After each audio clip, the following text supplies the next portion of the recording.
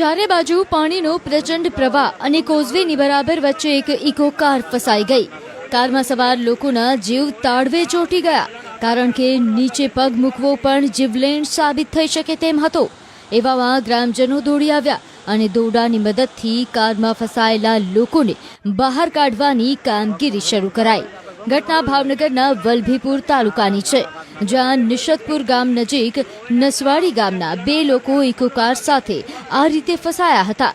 જો કે સદનસીબે ગ્રામજનોએ દોરડા નાખીને બંનેને બચાવી લીધા। બાદમાં જેસીબી લાવવામાં આવ્યું અને ઇકો કારને પણ સલામત રીતે પાણીમાંથી બહાર કાઢી લેવાઈ। અચાનક અજાણ્યા માણસો આવતા તણાઈ ગયા છે ને એ લોકોનો જીવ બચવા માટે ગામ લોકો અને સરપંચ દ્વારા તાત્કાલિક દોરડાની વ્યવસ્થા કરીને માનવ સાંકળ બનાવીને કાઢવામાં આવ્યા છે અને અત્યારે ઇકોને કાઢવા માટે જેસીબીની વ્યવસ્થા કરીને લોકોનો જીવ બચાવવાની કામગીરી શરૂ છે।